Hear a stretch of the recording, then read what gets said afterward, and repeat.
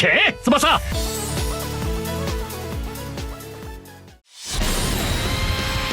これがエースストライカーの証明だ。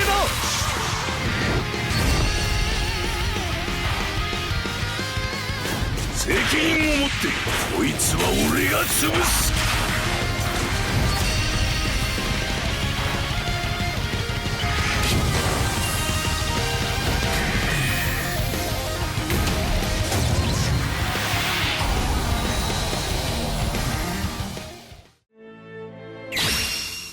Hello and welcome to Tsubasa! Here's Weiss back again with the Dream Collection, KOJIRO Hyuga, Thoram, and Salinas? Salinas have a hidden ability now. That's cool, let's go and check him out. First we got KOJIRO Hyuga. Dream Chaser Wild Tiger is an agility type Japanese forward representing Piemonte and belonging to the European club archetype. The long awaited Club Hyuga is finally here. Hyuga comes in with Super Solidarity for club players 16%. This is not limited to European clubs, as you can throw in players from any club such as Roberto and Leo. This should include Japanese club players as well if they are released in the future, as most of Japanese players play in the J-League. His passive is Hotline Tsubasa. He gets a 20% stat for his next action if he receives the ball from any version of Tsubasa. This 20% bonus is only applicable on the first action executed by Hyuga and will not be applied to Hyuga's second action even if he traps the ball. His passive is very restrictive but rather easy to achieve since most versions of Tsubasa are capable of distributing the ball. His main skill is S Wild Jumping Tiger Volley, is capped at 450 momentum, similar to his Jumping Tiger Volley, but Wild Jumping Tiger Volley requires almost 100 stamina less, which makes it one of the most stamina efficient volleys in the game. He also comes in with an S straight line dribble capped at 400 momentum, not so great but the best S dribble available for Hyuga for now. And finally, an A overhead tiger which most of us will remove and keep on the deck. Hyuga's stat allocation is somewhat similar to his Dreamfest counterpart in terms of his speed and power branch. He is not that capable of performing any actions that depends on his technique branch though. Now, since his passive is only active when he receives the ball from Tsubasa, you will always want to shoot and do nothing else, making his juicy dribbling and tackling somewhat redundant. However, his tackling stats are rather high, so you can actually do some bullying for defenders.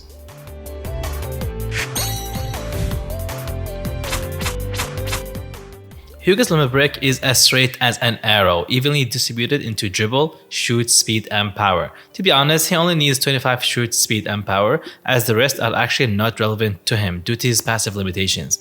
Strengthening his dribble with 25 points opens up an additional offensive option, but it really doesn't matter as you will only want to shoot when you receive the ball from Tsubasa. Now, also instead of dribble, you can actually put in a 25 tackle to pressure defenders even more. However, we do believe that the current stats, which reach about 18k in game, is rather enough to bully the defenders. So it's up to you. Now, Hyuga's parameters suggest that he is unlikely to score without his passive activated. He is only able to achieve a 67.7k force with Stormy Resurrection without it, and he only comes in alive when his buddy Tsubasa sends him the ball. With his Stormy Resurrection climbing to 81k, while Jumping Tiger Volley at 73.1k, descending and jumping rider shots both at 79.6k. He also can hit a total force of 46.4k if you intend to teach him his S Fierce Tiger Tackle, making him capable of winning the ball from defensive players, but you'll need to find a clear path to distribute the ball, or just YOLO and do an unbuffed shot. Now, the same goes for his impressive straight line dribble at 53.1k without passive and 63.8k with passive.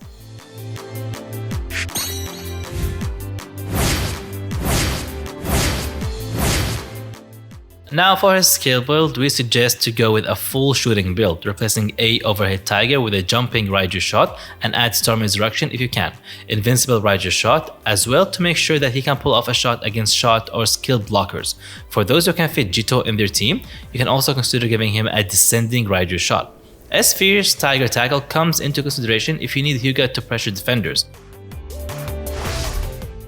Final thoughts and Weiss rambling on Hyuga. Now, this Hyuga is one of the most situational players to date. He's very powerful when putting in the exact best situation, and giving him the ball from Tsubasa. However, this limits you to mostly only shooting, and with the amount of increasingly better defenders nowadays, playing him in his max potential is, I would say, it's only gonna be for those professionals who know exactly when to use him.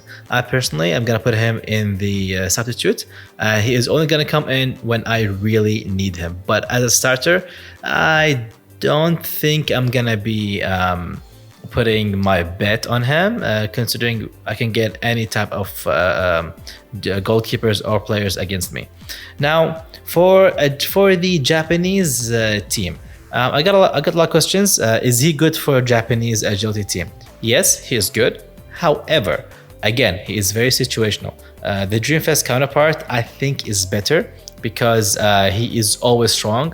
He doesn't need Tsubasa to be at his full max potential.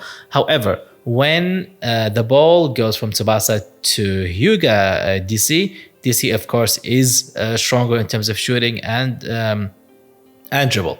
So it's a gamble. Do you want him to be always strong, or do you want him to be strong in a very situational way?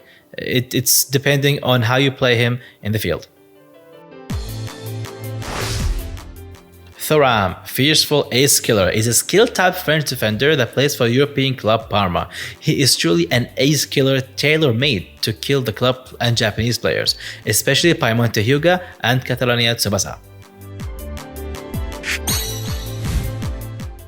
Now, Thoram comes in fully loaded with 5 hidden abilities: bumping our resistance for some serious PvE action, stat down -2% against forwards, and -4% against club players not restricted to just European clubs. And it adds a great value to play Thoram in the current meta. Some club players, especially Roberto, who is commonly used in a typical Japanese team setup, is helplessly debuffed since he usually doesn't get any protection. Recover, reduce stun time by 80%, making him difficult to deal with. Japanese player, 10% to stat against Japanese players, completes the meta defender. His team skill is Super Solidarity for club players or players 16%, stat up if your field has at least 8 club players. Thoram comes in with a killer passive, club player killer 25%, stat against club players. My team is gonna suffer. His passive is highly beneficial for the current meta as club teams and players are trending due to the relentless release of club players. Now, Thoram comes in with 3 skills, despite being a new player, which is kinda unusual. His main skill, Ace Killer Block, capped at 490 momentum, requiring 465 stamina, is one of the best blocks alongside Gentile's new star block. His sub-skill, Long Leg Tackle, is capped at an unimpressive 405 momentum, making it extremely painful to invest in. And it seems like it's becoming a standard to close off a defensive player with a forcible intercept nowadays. Forcible intercept A. No, thank you. Thoram is extremely accomplished blocker, looking at his stats allocation with 8.5k block and 7.1k power.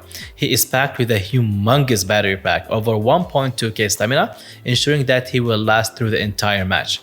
Furthermore, he is good at dealing with low and high balls, thus giving him a 12.5% bonus in an aerial matchup. This is extremely good.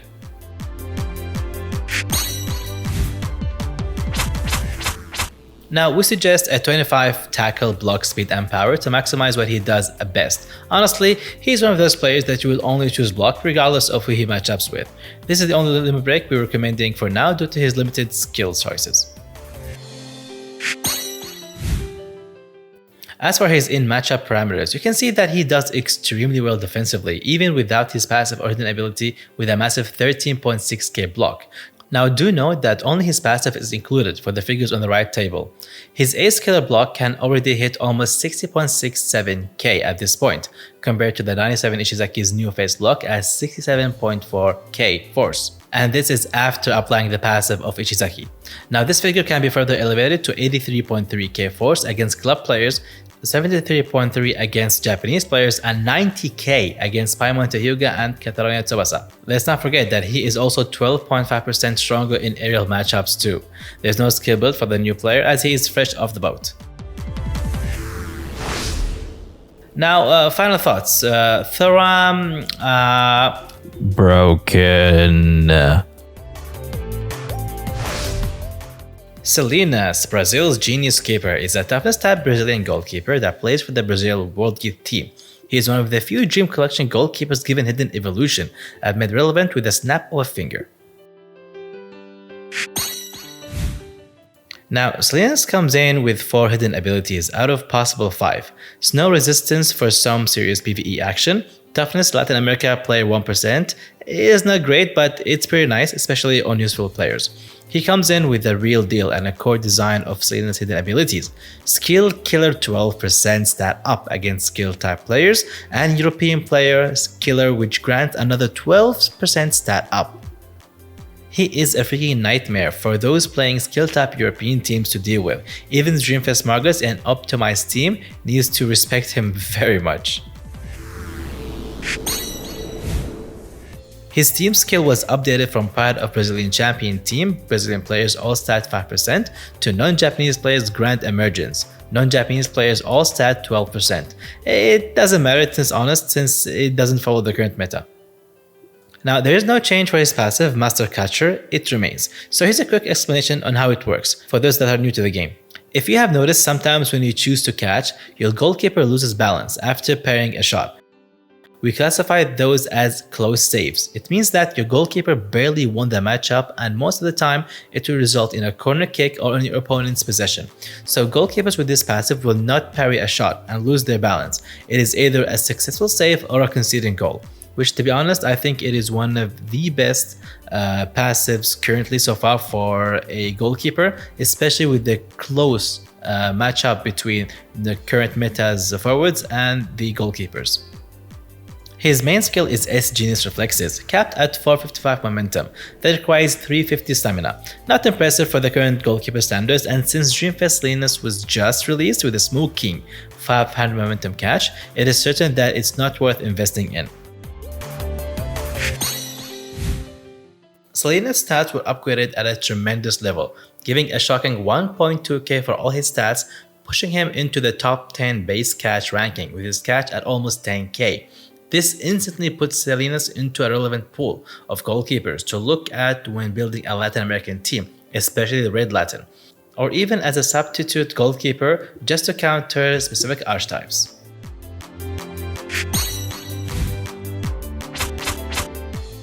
Limit break wise, there's only one and only one, which is the catching limit break, investing all points into catch, power, and technique. Hybrid builds does apply here, and we don't think that it will gonna apply anywhere in the near future. His total in-game pre-buff catching parameters hit 14.7k with limit break and 1% stat up included. He can hit a total force of 73.5k if you can spare him an S blindly fast custodian from his Dreamfest counterpart. This figure is on par with older versions of Dreamfest goalkeepers such as Genzo and Ken without passives included. Similarly to the mentioned goalkeepers, Salinas gets stronger against skill type and European players. Against either or both mentioned, he can hit 82.3k with 12% stat bonus and 91k force with 24% stats. Do note that the figure on the right in the table is 24% stat applied.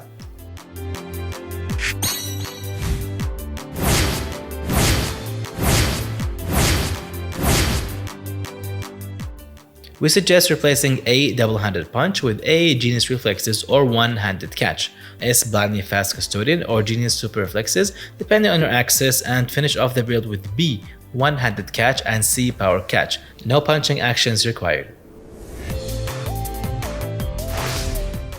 Final thoughts and ramblings on Salinas' DC hidden ability. Now, he is the perfect counter to play against any skill type European team, and not very much reliable of that. However, you can give him a 7% more hidden ability in the toughness type Latin American team, due to the toughness type Roberto, Dreamfest Diaz, and limited hidden ability Pascal and himself. Thus, with these HAs, Red Japan can actually have quite a tough time with him. However, I think he's best suited as a substitute goalkeeper. For the Red Latin America, you can actually put in Espadas as the main goalkeeper, as he's quite good, especially against Red Japan or Japanese in general. So yeah, this goalkeeper is made specifically for Red Latin American team. I don't think he'll work very well with other Latin types. However, he is very suitable to be at a substitute. So whenever you see a green team or a European team, you can just pop him in and see how he makes it a nightmare for them to score.